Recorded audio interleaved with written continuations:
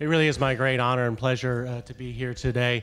I apologize for not being David Brooks. The good news is that if this is a successful panel, I won't say much of anything anyway, because we have such an august group here, and you all know that from participation this morning and just following their work through the years.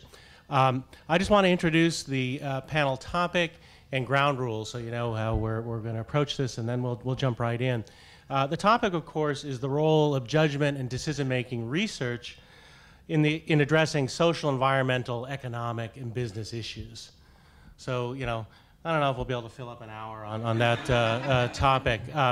Very, very important topic. And the way we're going to do this is I'm going to ask each of our panelists to give 5 minutes, no more than 5-minute overview, basically on perhaps an example from his or her research of how their work has influenced one of these social, environmental, business, political issues, and or perhaps to comment on the factors affect the ease of difficulty of this type of translational research, right, and having that sort of impact. Again, big questions we should get in.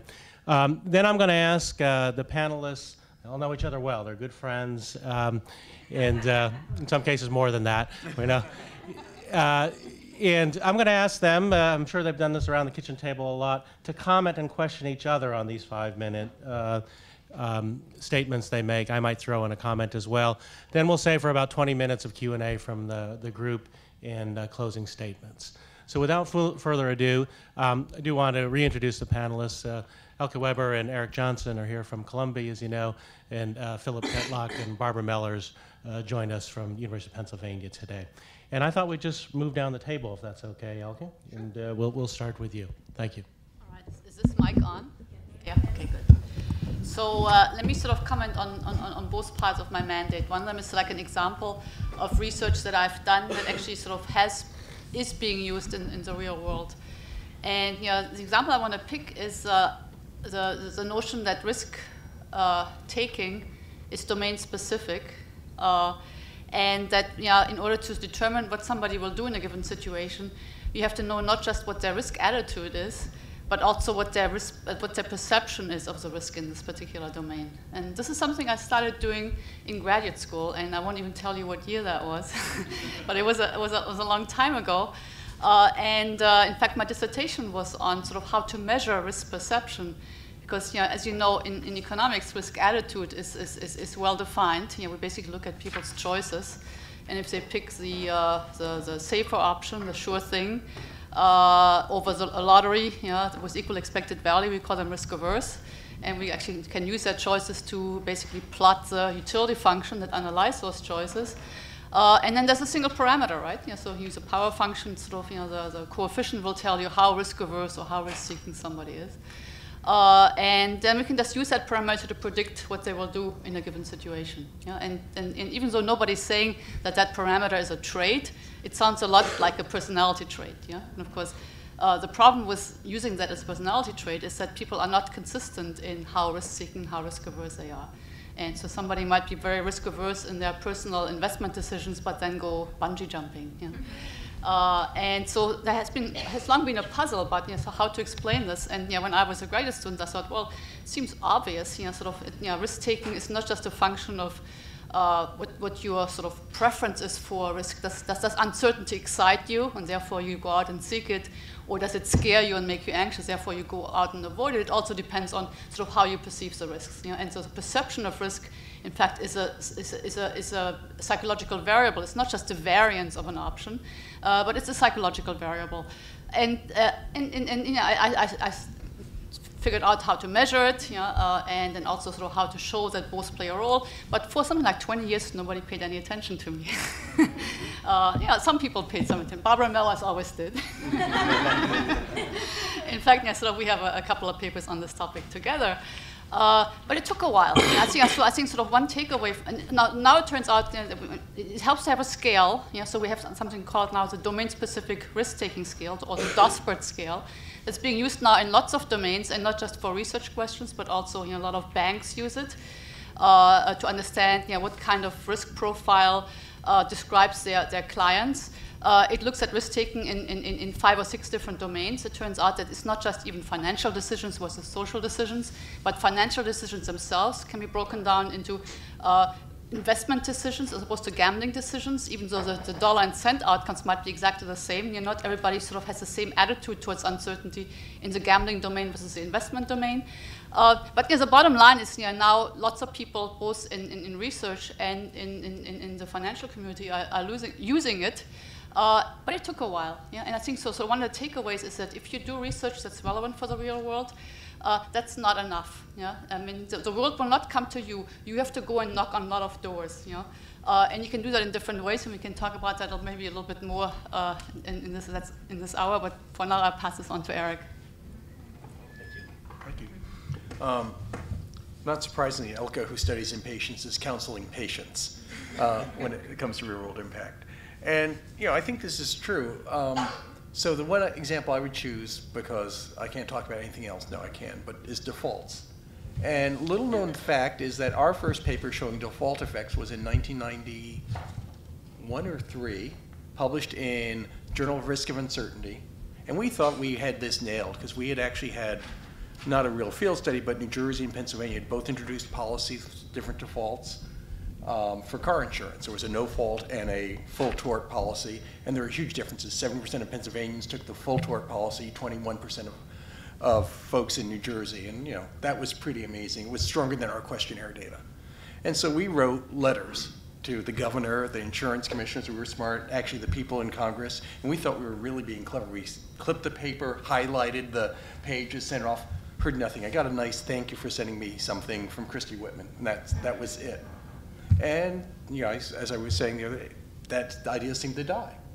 And then I started seeing it being taken up by people in economics in terms of retirement plans, and started seeing it taken up in marketing from some folks.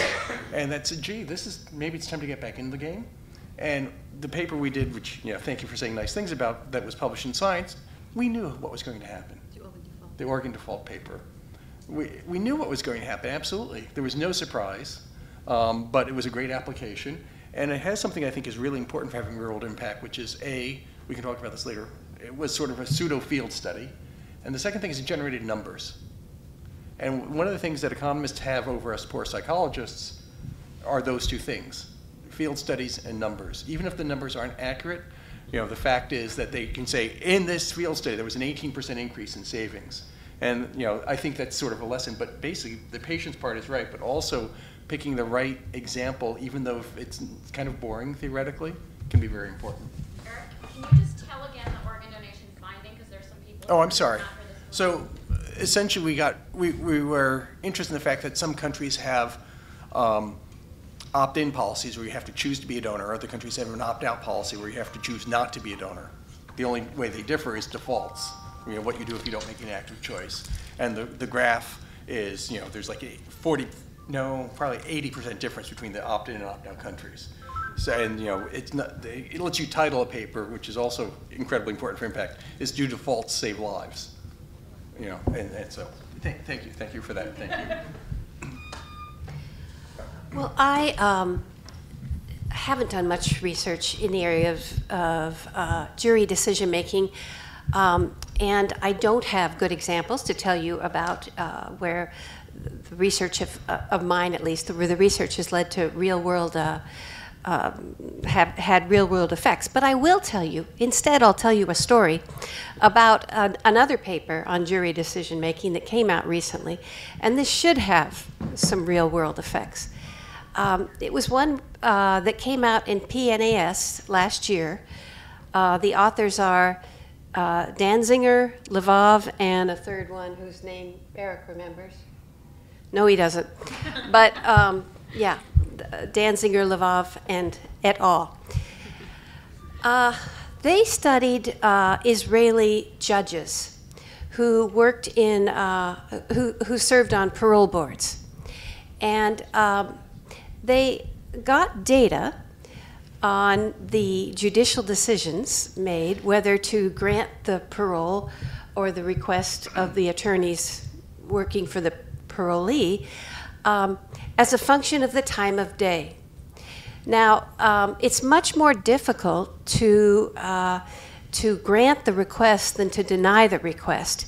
Granting the request requires a lot of paperwork and effort and justification and accountability and so forth. Saying no, hey, that's easier. So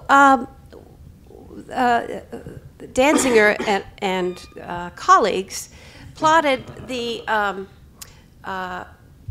proportion of requests that were granted as a function of time of day, or hour of the day, ordinal position, actually, of the cases. It starts off at 8 in the morning with about 65% of the request being granted. It travels on down, and by about 10 or 10:30, it's down to 0, close to 0. There's a food break. It shoots back up to 65%. And then it travels on down and hits close to 0 again. Another late afternoon food break, 2 o'clock, something like that. Up it goes, and then back down to 0 at 5 o'clock. Now, interviews with the attorneys for the parolees and the judges indicated, self-reports, that nobody had any idea this was going on.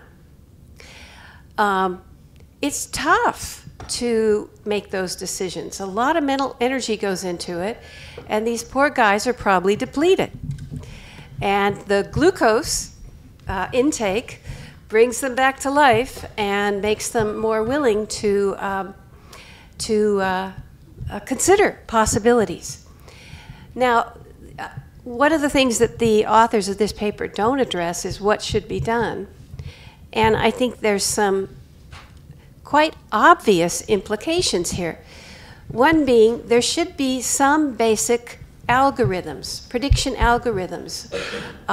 There is research, regression studies that have investigated what are the cues of people who will, for whom you should be granting parole requests and those for whom you shouldn't.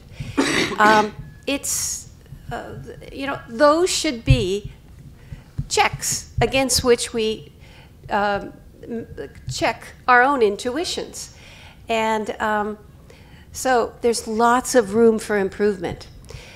Just to highlight the sort of scary part of this is that these parole decisions were not being made for silly things. They were being made for murders and rapes and assaults and battery and so forth. So they're life and death decisions.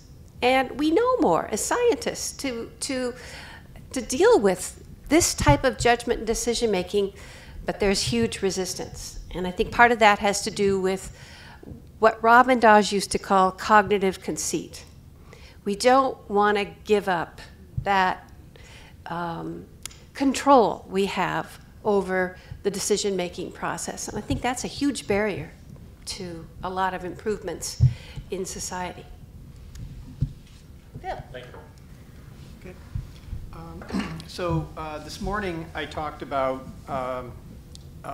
my work on an expert political judgment, and as you know, I believe that it is possible to a substantial degree to do better than we're doing right now in measuring the accuracy of political judgment. This is work that's sponsored by the U.S. intelligence community, and it grows out of a dilemma that is at the heart of intelligence analysis in the United States. The intelligence community is very accustomed to being whipsawed between conflicting accountability demands. And it's very difficult for the intelligence community to resist politicization. When the intelligence, after 9/11, the intelligence community was ferociously critiqued for failing to connect the dots, for a false negative judgment. After 2003 and the false call on weapons of mass destruction in Iraq, it was ferociously critiqued for a false positive judgment. Now, some people, some skeptics argue that the best the intelligence community can ever hope to do in a democracy, in a politically polarized democracy, is to be banged back and forth in a game of accountability ping pong between its various critics. Sometimes you make a false negative error, bash. Now you make a false positive error, bash. Back and forth it goes. So from this rather cynical point of view, there's really no room, appreciable room for learning. All that you can really ever hope for is response threshold adjustment. You can simply shift your relative tolerance for false positive or false negative errors, but the possibility of actually improving what Barb called this morning D prime is really not systematically taken into account. One of the things the Intelligence Advanced Research Projects Agency is trying to do is to move that debate forward and to explore the degree to which it actually is possible to improve D prime in various categories of political forecasting problems. And that's, of course, the work I was talking about this morning. Now, one way to look at this is how would you, imagine you're a junior intelligence analyst and you've just been hired into the CIA or the ODNI or one of these complex federal bureaucracies, and you've been assigned a particular country and you have a manager to whom you report.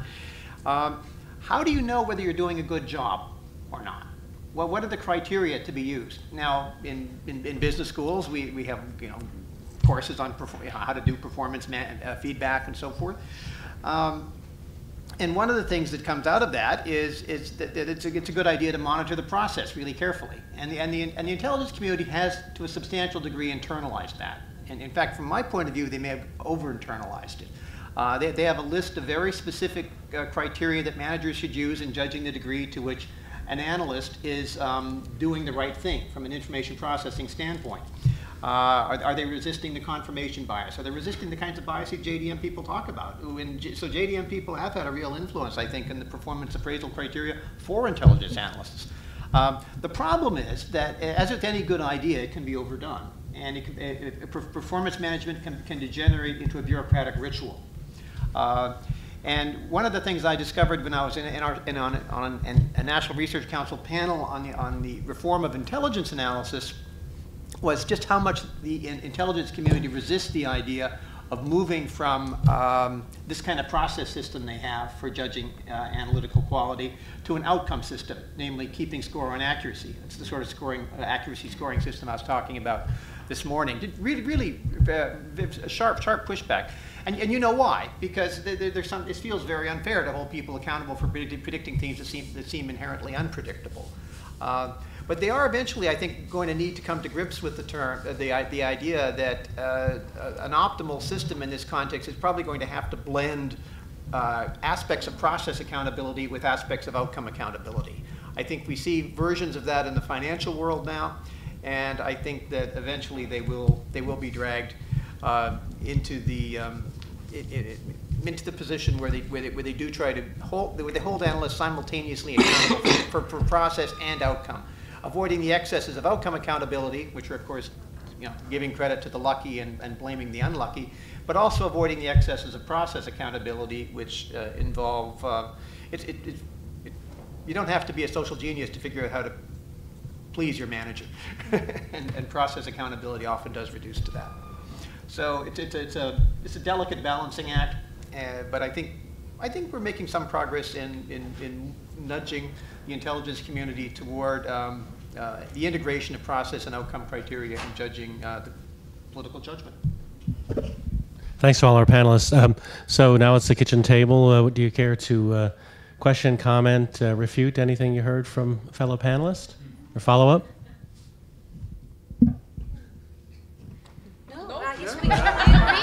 They spend too much time around the kitchen table already. Okay, let me ask my one question, if you don't mind.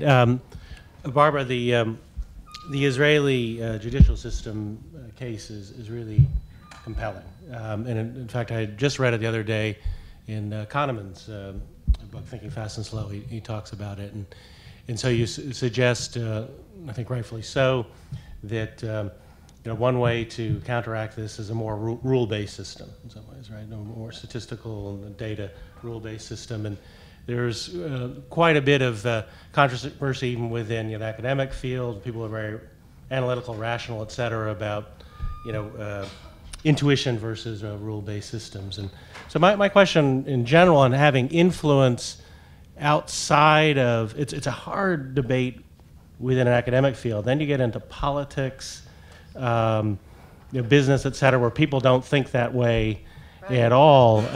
How do we overcome some of those barriers if we think, for instance, we should move towards more rule-based systems, at least in some circumstances?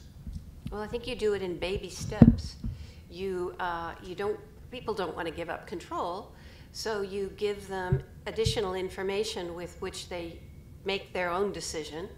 And I think people can keep records of which decisions are good, which decisions are bad, and learn over time whether the judge adds over and beyond to the accuracy of the rule. I don't think we're ever going to want to give up those kinds of decisions.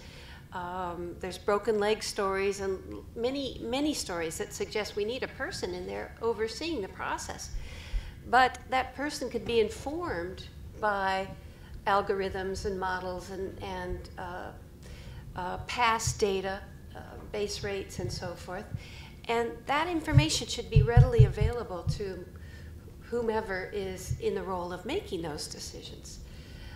So I'd say small steps in the direction of providing additional information, and then later on, if it turns out it's better to let it roll on its own, that's an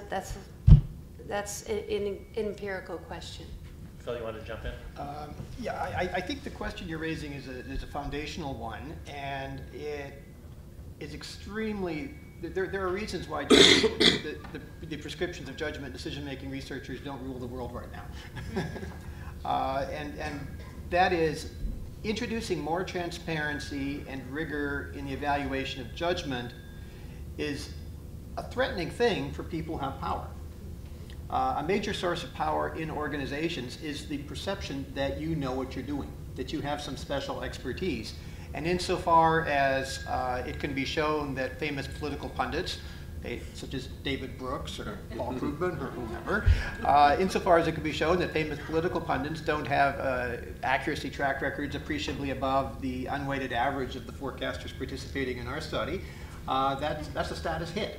Insofar as it can be shown that the CEO doesn't have any better insights into where the business environment is moving than people several layers lower in the hierarchy, that's a status hit. So there's an understandable reluctance of people who have power to subject themselves to egalitarian cognitive competitions. Absolutely. The counterexample, and Phil heard this last night, I think sometimes you have new institutions, it's easy to introduce this. So my example last night was what's happened to advertising in the last 5 years. Google has obviously done very well with advertising, but one of the reasons it's moved it from a realm where you had, sorry to say this, Don Draper telling you what a good ad was to one where you do A/B testing and your customers tell you what a good ad is. And so partly because there wasn't a power structure, an elite structure there, that no one is there saying, I'm the Don Draper of web advertising. Everyone's doing incredibly sophisticated A/B testing. And so that's a place where, because I think institutions didn't exist, sort of model-based decision-making totally taken over that field. Yeah. I mean, there is the cynical argument that professions are effective in maintaining their influence and their power in society as a function of how successful they are in obfuscating their decision rules and their judgment strategies.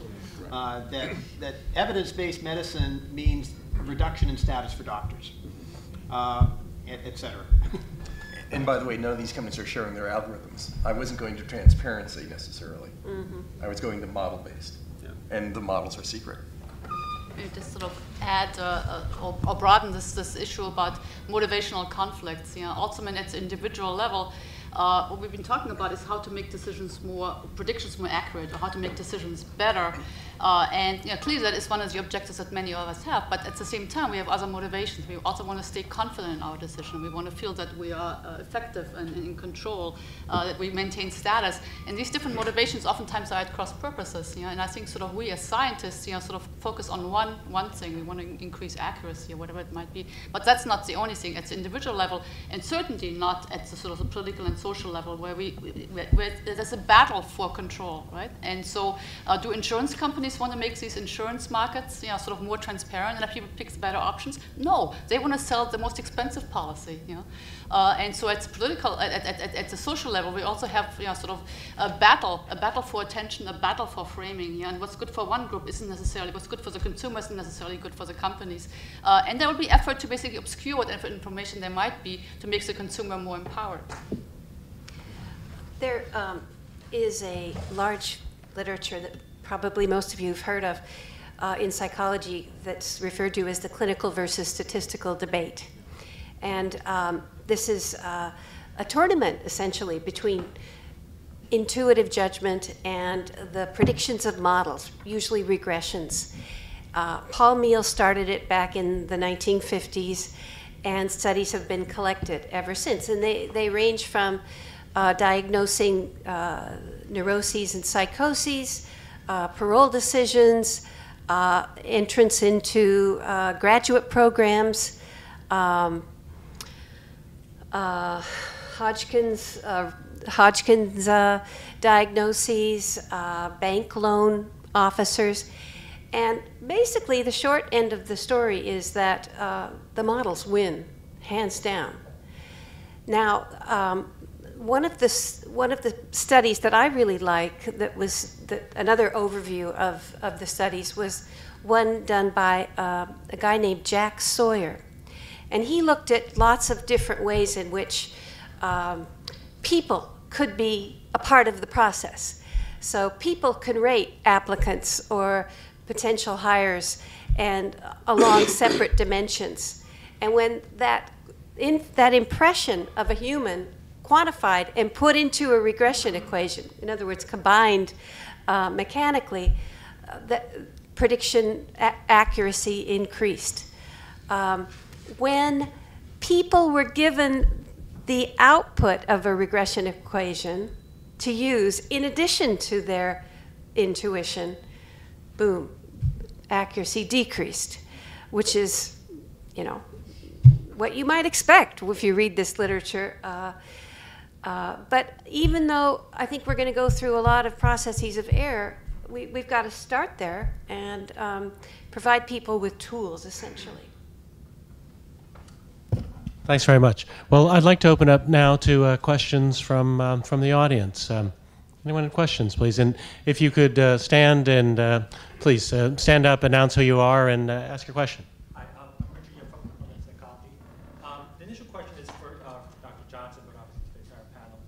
One of the implicit messages that I took from your talk is that that people making good decisions in terms of picking their healthcare system, it's a worthwhile pursuit. That it's an instance in which choice architecture is important. Rich, could you yes. bring the mic?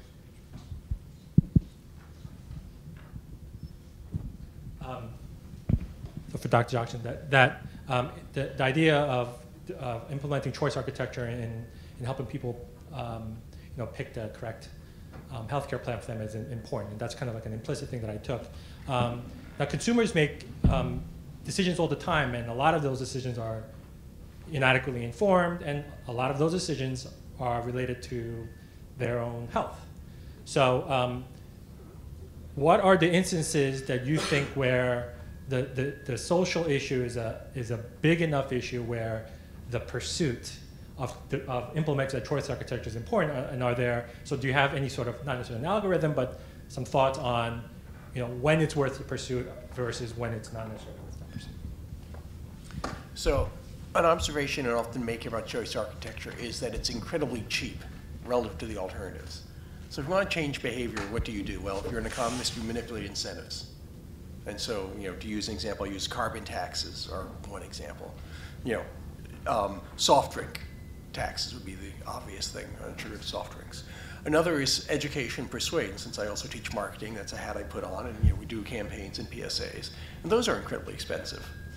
But changing the choice architecture, and I don't have the killer example, but putting the sugared soft drinks further away, things like that, making them harder to obtain, but possible to obtain, are very inexpensive. On the web, of course, that means changing 2 lines of HTML code, which is, even with expensive programmers, pretty cheap. So the first thing is, I think, in a world where policy is constrained, I think choice architecture is a very powerful tool. The problem is actually the deeper question, which is what's right and what's a good decision, which is really the heart of your question. Yeah, and I think part of it is the challenge in the pursuit of asking, pursuing those types of policy changes, which I think the previous comments were that it can be challenging because there are these kind of political winds that might. Right. I mean, it's interesting. I'll just make one observation. I think most people in this room are aware of it, but Nudge is one of the most popular books currently in the British government. There is a behavioral economics team, and if you're following, that's the Tories, who are talking to people like Dick Thaler, Dan Goldstein, and a bunch of people, because they think this is actually a very efficient way to encourage lots of behaviors they think they should encourage inexpensively. So, I mean, the politicization is really a U.S. phenomenon, I think, but I'm very sympathetic to that. But, it's a good point, but obviously there's a cost-benefit analysis to these things. The thing about health insurance is interesting because it's so heavily subsidized. Good outcomes are not only the participants, but also the people who are supporting the plan. So I'm not sure if everyone agrees with that. That seems to me to be, something, we as taxpayers should expect from government.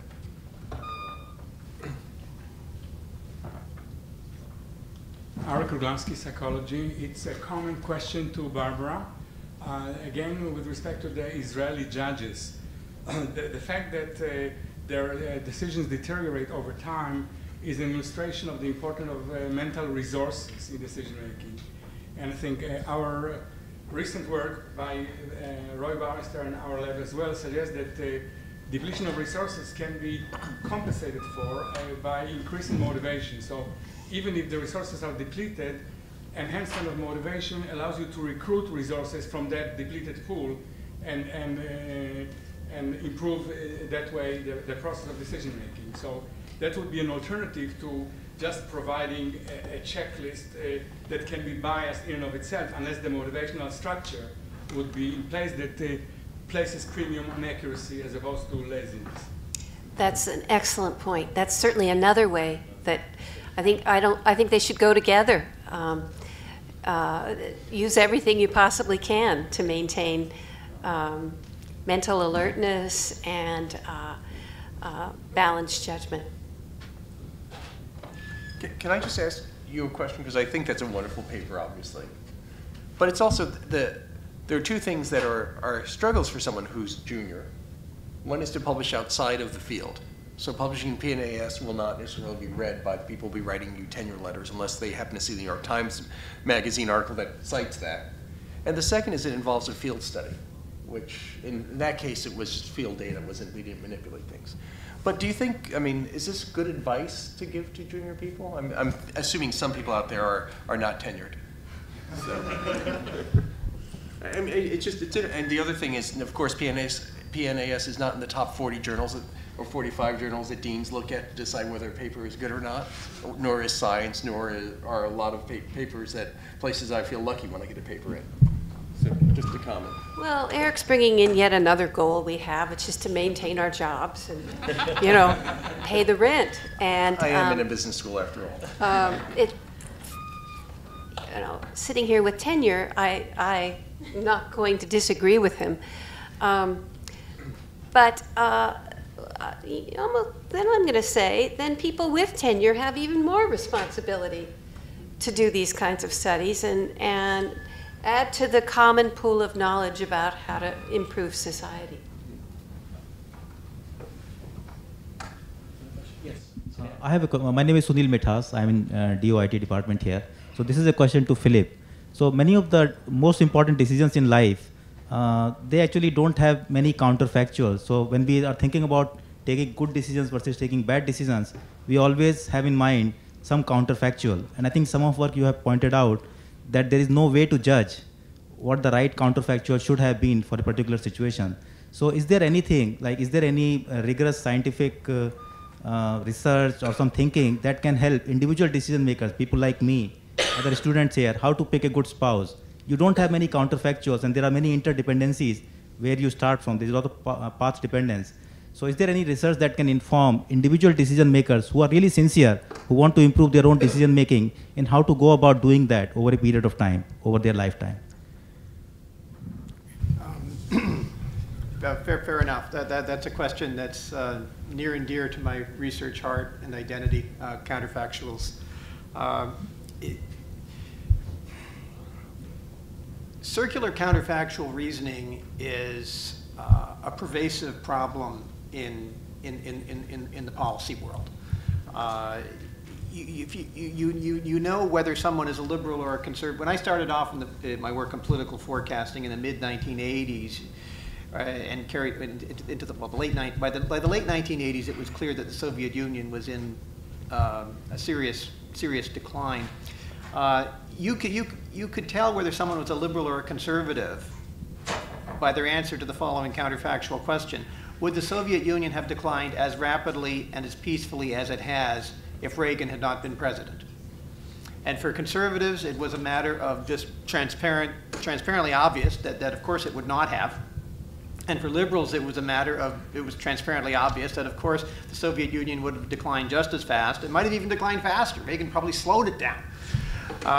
So you had these, so politically self-serving counterfactual reasoning is extremely common. It's common in reasoning about the business cycle, like Clinton or George W. Bush, or the state of the economy under Obama, for that matter. There are implicit upward and downward counterfactuals that people invoke to make their side look good and make the other side look bad. So is your question, is there any escape from this, this counterfactual quagmire? One of the reasons I launched the forecasting exercise was because I was so frustrated by that kind of counterfactual responses I got from experts about Gorbachev. The very first forecasting question I ever asked had to do with whether the Soviet Union was going to be moving, what direction the Soviet Union would be moving in as a result of, everyone knew that Chernenko was going to die, we'd be out of power very soon.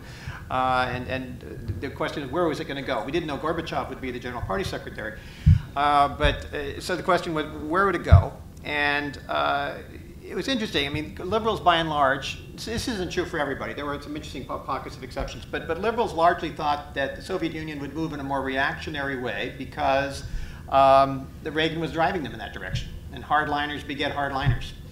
And conservatives thought the Soviet Union would more or less stay the same because the Soviet Union was a totalitarian system, and totalitarian systems are very effective at reproducing themselves. Gorbachev came along and he introduced a series of increasingly dramatic steps toward liberalization. And how did people respond? Well, people responded by saying, the liberals said, well, of course, the Soviet Union is changing because it's not because of Reagan, it's because of their economic weakness and because their elites have finally become a little more sensible. And the conservatives said, of course, the Soviet Union is changing, it's because Reagan has pushed them into it. They're blinking. That's what blinking looks like.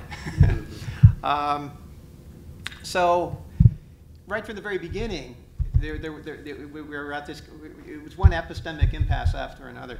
And they were grounded in two things. One is, I think, the nature of history, because history doesn't provide us with control groups about how happy we'd be married to somebody else, or how happy we'd be, how good the economy would be in the hands of somebody else, and so forth, both at the interpersonal and the international level. So it's partly wired into history, and it's partly wired into our minds. That we are motivated reasoners, and we very naturally gravitate towards self-serving counterfactual scenarios that justify our own choices or that justify the choices of those with whom we identify. So the idea of keeping score on judgment grows out of that problem. It grows out of the counterfactual dilemma that we can't gauge the accuracy of your counterfactual inferences with any reasonable degree of precision, but we can gauge the accuracy of your judgments moving forward. But then how do people improve over time? So let's say manager, people become CEOs or deans or presidents. How do they personally improve their decision making over a period of time? Because if they cannot judge what the right counterfactual was to judge their past decisions. So where is the escape? I think for our business students, so we go to the classrooms and we teach certain concepts and frameworks. And I always wonder, like, how will these people improve over a period of time, even if they are taking in the real decision making situations? How do we improve? Well, some types of counterfactuals are more plausible than others, right? So if I make a decision to alter my portfolio toward emerging markets in the next year, and emerging markets perform very well, it's not as though it's not as though I have so much money that I've somehow mysteriously affected the market.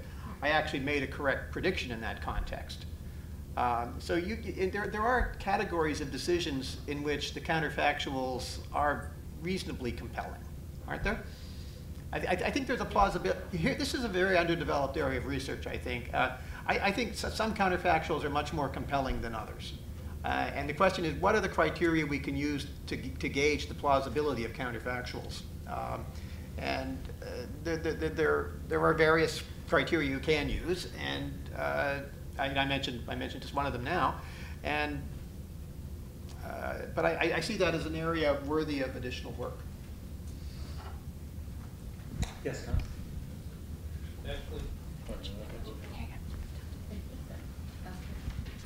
Bill, you want to go first? Sure. Yeah, he's got the So, Bill Rand, University of Maryland, Marketing Department. So this question, I first was thinking about it when Philip was giving his talk at the beginning, but I think many of you touched upon it in different areas, which is that clearly these expert decisions are not completely isolated from the social decision-making process that goes on at large, right? That it's not like I sit in a small room and make a decision about whether or not what the Russia will be like after Gorbachev, after Gorbachev takes power, right? I obviously am influenced by the political news. I'm influenced by other conversations, things like that go on, and so that affects my predictions, affects my decision, right? And I think this also applies to many of the other scenarios we talked about, right? Whether it be, how I decide health insurance or whatever, right? That's clearly influenced by what my friends and family are talking about in terms of what they think that the best policy, the best way to make these decisions are, right? And so a lot of times these discussions seem to devolve into expert decision-making versus some sort of model of decision-making that might be wisdom of the crowds. It could be some other kind of algorithm as well, right? And it's not clear to me how these two can necessarily be disentangled completely, right? Because they affect one another. And the reason, so now giving that long setup, the question I'm actually interested in is I think that we have more and different access to those kind of models and knowledge about the way the world is working now than we did 20, 30, 40, even 100 years ago, right? And so what do you foresee? Is that going to change the way in which humans go about making decisions in the future, right? Is that going to alter the way that we continue to go about these processes as we have new information from social media, from news sources, right, from whatever it might be? Is that going to change the way experts actually maybe aggregate content that they see about them and make decisions around them? So I'm opening up to anybody, but I think the answer is to some degree yes. One of the things we're experimenting with in the forecasting tournaments is we provide subject matter experts. Instead of framing it as experts versus models, we provide the experts with the models, and we challenge the experts to identify ways in which the models might be getting it wrong, either underestimating or overestimating probabilities. And Barb is citing some earlier work that suggests that there are good reasons for pessimism, that you give experts the models that are models that are already outperforming experts. The experts will make the models worse. I'm not convinced that's always going to be true. I think most colleagues in JDM would be inclined toward that hypothesis. I believe we're beginning to identify some circumstances under which experts can actually improve at least the models that we're working with right now. So I think that is a direction for the future. There's a classic paper I just have to remind myself of by Steve Hoke and Bob Blackberg, who were working for a large Midwest retailer who you probably get 6 catalogs a year from. And they basically had information about last year's sales, and they had buyers. And the models knew perfectly well how many, tank tops were sold in Pittsburgh, zip code. But what they didn't know is the hot colors. So Wisdom Fusions, their paper is, I think, literally called the 50-50 solution. And it's a case, and it has to do with the domain, where there is outside information the model can't have. Because the model, at least that model, couldn't read Women's Wear Daily or whatever the source of the fashion cue was. And I think that's the kind of We should read that paper. He just wrote down the reference for me right up here. But the idea, let me just take you use the phrase broken leg cue, which comes from Paul Meehl, if I'm not mistaken. I think so, yeah. And the idea is you're basically trying to predict whether a professor is going to go to the movies that night, and you take his age, number of kids, your marital status, and then you find out he had a broken leg that day. You know, the model was the best thing you could do, but that's an incredibly important cue. So just to make sure everyone understood what you meant by that. Yeah, right. You know, and there are cases where you need to have actually causal reasoning to understand that. And the model's never going to see enough. Another example of this, which is sort of sad, is CEO dies in a plane crash. Depending upon the CEO, that could be either good or bad news, right? And you need to have a causal model of the organization. One other sort of issue that's implicit in your question has to do with whether or not outside information, whether it's sort of the wisdom of the crowds or a statistical model is forced upon you the way it has been in the past as an expert system that somebody puts on your desk as a doctor and says, use this, and then you can add your other stuff, or whether it's something that you have the liberty and to seek out and you do voluntarily. And I think with the broader availability of these kinds of data at our fingertips, I think sort of the latter will become more common, and I think therefore its use will probably improve and increase. I noticed that you were very much giving a fox-like answer. I'd be a hedgehog, and saying the availability of data is going to change a lot of how we make decisions. But you're no doubt more accurate than I am. Yeah, Tom, final question, I think. Okay. Well, I can give it up. I can see these folks later. Maybe somebody else would like to ask the final question. Oh, okay. Thanks. Deborah Shapiro, School of Business. I think I heard a variety of panelists today say, correct me if I'm wrong, that one of the defaults is always status quo. Usually. And Barb, when you were talking, you said that it's easier always to say no than to say yes. So my last question. Did I? The default is always status quo, and that if there's a request, Right. for example, for a parole Right, release, that it's easier to say no than to say yes. right. So my question is, what is your advice, and this is really for anyone on the panel who wants to chime in, I think all of you could, what is your advice for leaders who don't think necessarily that the status quo is the best thing to keep? My sense from what you said the research says is that if they allow the governance to be ruled by the governed, or the body to whom they're supposed to be leading, then the vote would always be status quo. So what is your advice to leaders who actually would like to improve the status quo? Well, I think psychology has a lot to say about persuasion, about framing, about setting social norms, and of course the idea of conveying a vision that people can resonate with. So we have a lot to say about that, I think. You guys want to add in? Actually, I have an empirical answer to that question. So if you think about query theory, whatever the current status quo is, people are going to not like, right? Or changing the current status quo, people are not going to like. But what if you do change the status quo? That now becomes the change will become the new status quo, right? And the only question really is, how long will it take before the change of affairs becomes sort of what we consider first? And if we consider that change in affairs, which presumably is a better state of affairs because some policymaker did this because they had the public good in mind, how long will it take so that you will do what you think is right and still get reelected in the next cycle? Yeah? And we've looked at this in a couple of contexts, doing media analysis. The Mayor Bloomberg smoking ban in bars in 2003, which was hugely controversial. People basically sort of argued that the entertainment industry was going to go out of business. Smokers hated it. Even non-smokers didn't think that they wanted to give up the ability to smoke if they wanted to. It took 9 months before sort of public opinion and media opinion became net positive again. British Columbia introduced a carbon tax in 2005, again against huge opposition, and it took 12 months, sort of for public opinion to become net positive again, and 15 months later the premier got re-elected.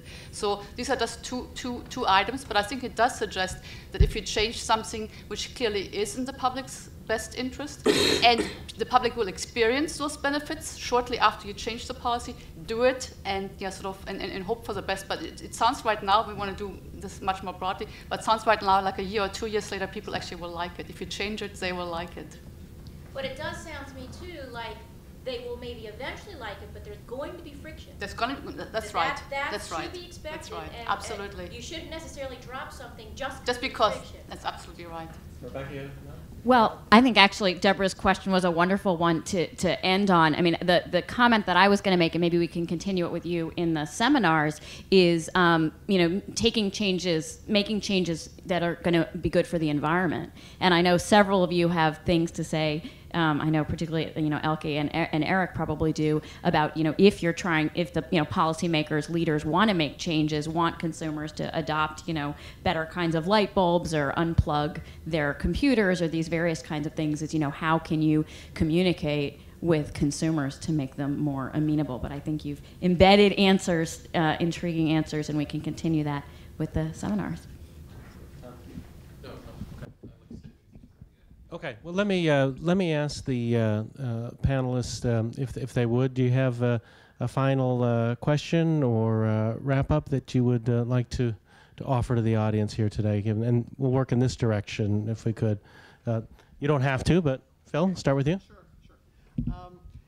I think it's important to recognize that, as I think Eric said, there is no value neutral ground here. I think he's right. There is no neutral choice architecture, and I don't think there is any such thing as value neutral science, no matter how hard we try to be value neutral. I think values inevitably infiltrate their way into our research priorities and even how we define constructs and test hypotheses. So I don't think value neutrality is possible. So from that standpoint, here's the question. The question is, why are, I don't know this as a fact, but I'm willing to bet a significant amount of money this is true, that libertarians, I don't know how many libertarians are in the audience, but libertarians will be, on average, much more distrustful of nudge type of arguments than say, liberal Democrats. Are they wrong? Question mark. You want to go ahead and answer that? I think the sad thing, and I'm not quite sure, I mean, the issue of research and science being value-laden beyond, or not being value neutral, but basically, to me, it's often an empirical question if we can define the terms well. So either someone is picking options that make them happier or not, and an environment can either make that happy or not. The bet libertarians make is that I can make better choices, and that I'm not going to be affected by these choice architecture decisions. And that seems to me to be a bit of an empirical question. I don't think that's the best I don't think that's the best argument libertarians can make. Okay. The argument that a more sophisticated libertarian would make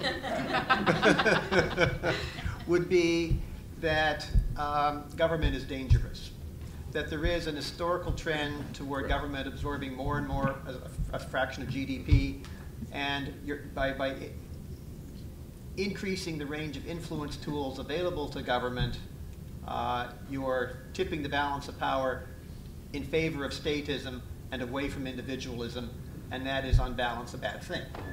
And then, so if a state really knew about choice architecture, they would they'd make sure it was never published.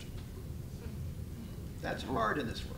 I know, but notice the people who are talking about choice architecture, for the most part, are being very transparent, to use the word, about it. And I mean, I think there's some very interesting issues, but it's not as if, as far as I know, maybe they wouldn't tell me if they had. There's no big black book of choice architecture that the government uses to control behavior. Right. Well, that's the Glenn Beck scenario. But I agree. Yeah. But that's Cass Sunstein is evil. Yeah, I agree. I mean, mind you, the same people who make these arguments against choice architectures are using choice architecture to make these arguments. Well, I think one, I don't want to say counter, but one position that runs a little bit counter to the nudge idea is education. we should be educating. We're educators. We should be educating people about the role of defaults and numbers of choices and so forth. And perhaps these are complementary. I mean, the whole idea of nudge is to deal with situations in which we don't want to think. And we don't always want to think, but sometimes we do. And education has a big role as well. And I'm curious what Phil's. So I've suggested the following be used, because obviously in health exchanges it can be very controversial to limit people's choice. So I propose we have two ways of making a choice. The first page says, I want to see all 48 options. I don't want to do any defaulting, any sorting. Give me the whole thing. Or give me the easy path where you've done that. And so, sort of to your point, where if people are aware, they can say, in fact, it can even be informed consent. The easy path will not show you every option, but people make a choice about how to make a choice. It's sort of meta-libertarian paternalism. Right. But the problem with the question is that libertarians are already apoplectic about the existence of the health exchanges. Right. Well, not the best example, but if they, yeah, right. But if they had to have one, I think they prefer to have the choice about how to make the choice. But granted. Should we maybe continue with the comments? Closing comments? Oh, I think my message today is pretty pessimistic, that we make an awful lot of errors, and it's useful to be reminded of those sometimes, and to be a little bit humble about the kinds of judgments and decisions that we make. Okay. I had my airtime. So maybe just like a minute or so on some of the issues that Eric brought up. Is trying to make your science policy relevant a good idea, especially for junior faculty, or for anyone for that matter. And I think sort of the bottom line, what we heard is not just doing the research, which is hard enough, but then also sort of having the real world listen to it. It's really hard work, and it's definitely a team sport in the sense that we need different expertise than we sort of bring to the table as scientists. We really need people like David Brooks, or who stand-ins, basically who sort of publicize our kind of articles, bring them to the public's attention, who do the translation in terms of the language, because our articles are not user-friendly. Our research is not user-friendly. We have to sort of summarize it in certain ways. And again, we have neither the time nor the skills to do this very well. Implementing is hard work. It's one thing to do a study, even a field study, and in a given setting, but scaling things up to where sort of everybody in the industry is doing it, or doing things in a controlled fashion is hard work. We can't possibly all be doing it ourselves. So I think sort of to think about institutional structures that facilitate that. The National Science Foundation sort of in the last few years started something that they call RCNs, Research Communication Networks, where scientists and members of sort of the using public get paid not to do research. In fact, you're not allowed to do new research, but just to sort of basically sort of figure out how to give it away, how to communicate it, and how to implement it. I think those are all really important ideas because we can't do it all ourselves. Thank you all, the panel. One other final comment from my perspective is that I want to echo what Barbara's saying, to remind ourselves that we are educators, and we believe, of course, that as our students practice, if we give them the right feedback, they will learn. They'll practice some more. We give them feedback, they learn, et cetera. And that's what our university is all about. And of course, that's what our research work should be all about as well. And so, building a community of scholars like we have here today, who practice, get feedback from each other, learn, do some more, is really pushing this field forward. And also to our students and to Sunil, even in a world where there are, not a perfect set of, by definition, of counterfactuals, we don't know. But how do we become better decision makers? As long as every time we practice, we seek feedback and learn, there's a chance that we'll get better. Now, the problem is that some of these decisions we only get one swing at, or one or two. But let's take that all as a goal, as our panelists has helped us think about today. And let me hand it over for Tom with some final comments. So first I want to thank all of our panelists, our speakers. It was a very interesting, exciting day. I also have a way to thank them, but I want to make one comment on translational research. I can't just listen the whole day without speaking a little bit. So one aspect of translational research that really wasn't discussed is the fact of doing translational research.